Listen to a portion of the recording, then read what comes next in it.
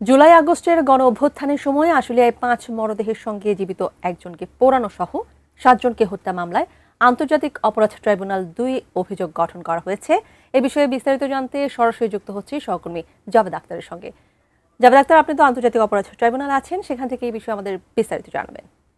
আন্তর্জাতিক অপরাধ ট্রাইব্যুনালে বিচারপতি নজরুল ইসলাম চৌধুরীর নেতৃত্বে আন্তর্জাতিক অপরাধ ট্রাইব্যুনাল ২ তারা কিছুক্ষণ আগে আশুলিয়ায় যে ৭ জনকে হত্যা করা হয়েছিল সেই মামলায় অভিযোগ গঠনের আদেশ দিয়েছেন এবং এর মাধ্যমে আশুলিয়ায় যে ৭ জনকে হত্যা করা হয়েছিল সেটির বিচার শুরু হলো। এখানে আসলে ৪ আগস্ট শাহাবুল ইসলাম নামে একজনকে হত্যা করা হয়, পরদিন ৫ আগস্ট পুলিশ গুলি করে ৫ জনকে হত্যা করে এবং এই যে ৫ জনের মরদেহ তার সাথে গুলিবিদ্ধ আরও একজনকে পুড়িয়ে দেওয়া হয়, মোট ৬ জনকে পোড়ানো হয় এবং এই ঘটনায় গত ১৯শে জুন আন্তর্জাতিক অপরাধ ট্রাইব্যুনালের তদন্ত সংস্থা প্রসিকিউশনের কাছে প্রতিবেদন জমা দেয়। এরপরে আনুষ্ঠানিক অভিযোগ দাখিল হয় ২ জুলাই।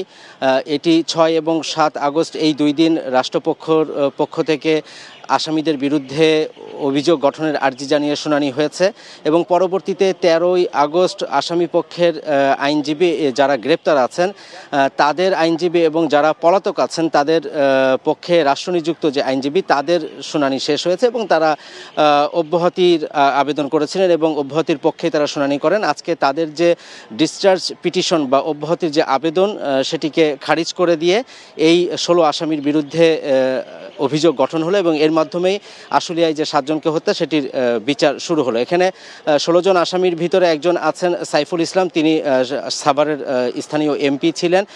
এর বাইরে যারা এখন পর্যন্ত ৮ জন পলাতক আছেন এবং ৮ জন যে গ্রেপ্তার আছেন তাদের ভিতরে একজন হচ্ছেন আবদুল্লাহিল কাফি, তিনি ঢাকা জেলার সাবেক এসপি এবং অতিরিক্ত এসপি আছেন শাহিদুল ইসলাম, এএসআই আরাফাত হোসেন আছেন, ডিবির পরিদর্শক আরাফাত উদ্দিন, কনস্টেবল মালেক, আফজালুল ইসলাম, এই সহ মোট ৮ জন এই মামলাতে গ্রেপ্তার আছেন। তো আজকে এই ৮ জনকে ট্রাইব্যুনাল হাজির করা হয় এবং তাদের উপস্থিতিতেই এই আশুলিয়ায় যে হত্যা মামলা সেই মামলার আনুষ্ঠানিক যে বিচার বলি আমরা, সেই আনুষ্ঠানিক বিচারটি শুরু হলো।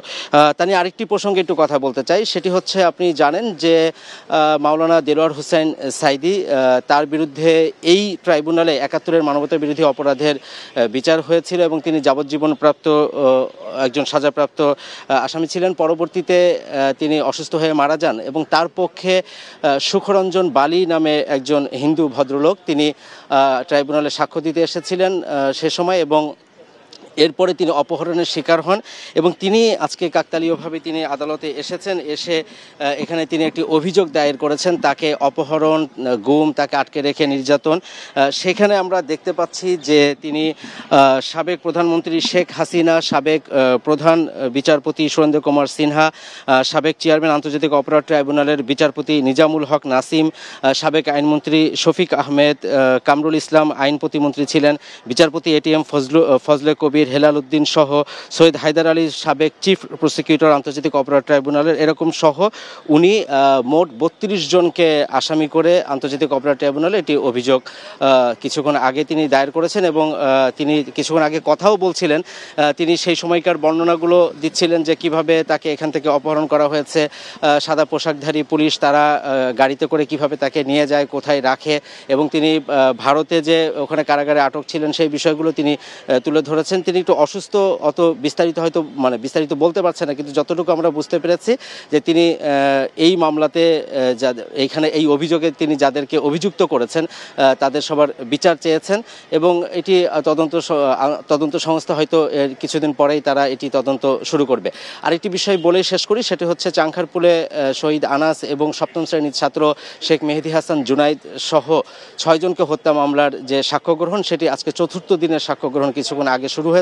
আজকে ২ জন প্রত্যক্ষদর্শী সাক্ষ্য দিবেন। ট্রাইব্যুনাল থেকে আমার কাছে এই ছিল সবশেষ। তানিয়া।